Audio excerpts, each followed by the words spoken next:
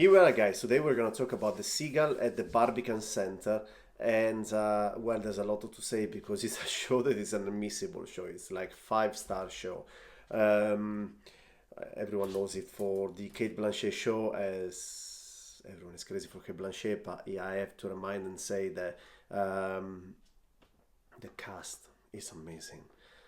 I mean, I would buy a expensive Western ticket for every single person that is in the cast just to see them on stage.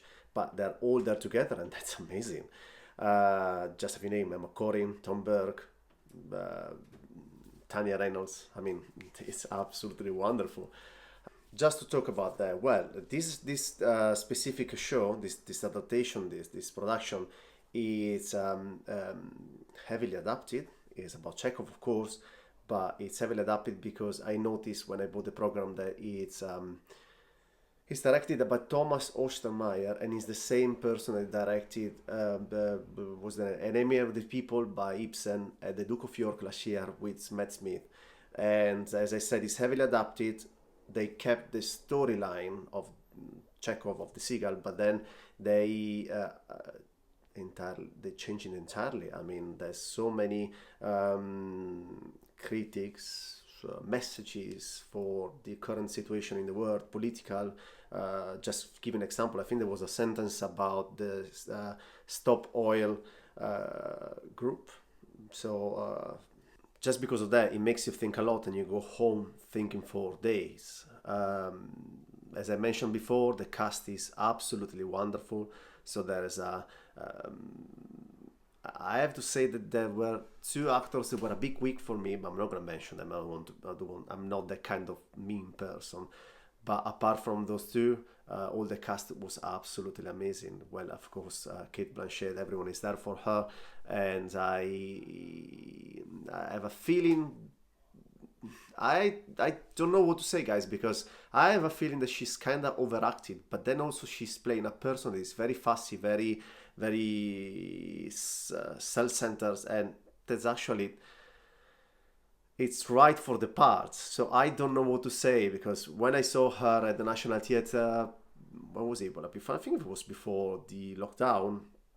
Um, well, it was completely another person, another character, another person. So therefore, that's why I'm thinking that perhaps it's part of her character to be a bit, as I say, overacting.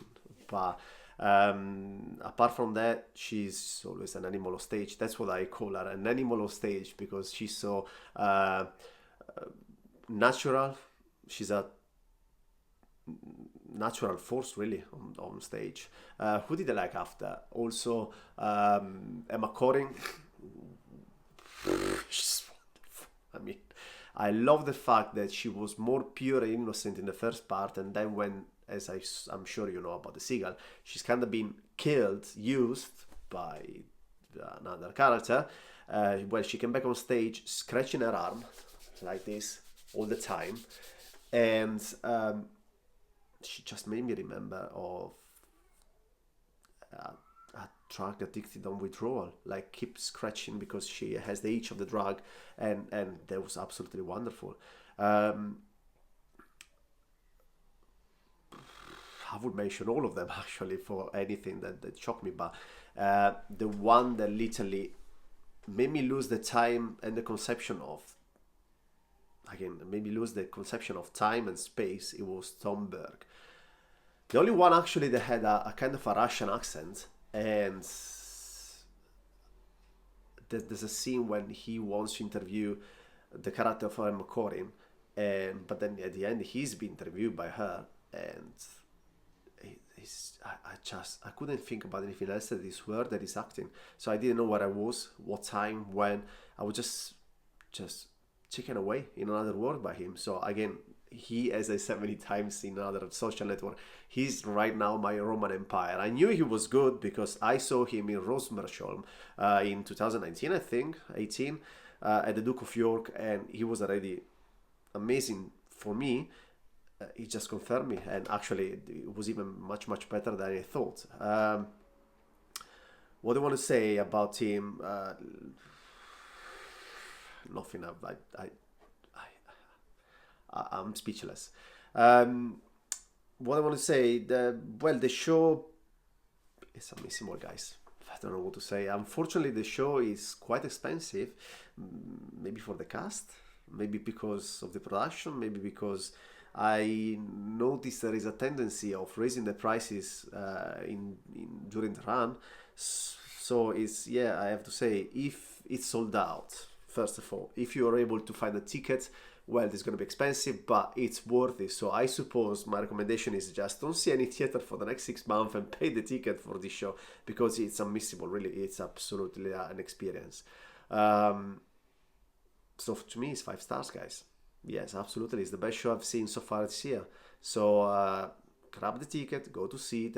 I don't know how long is it or still. I think it's finishing in a few weeks. So try to get the ticket, see the show, and let me know in the comments. Theater friends, see you next time. Bye.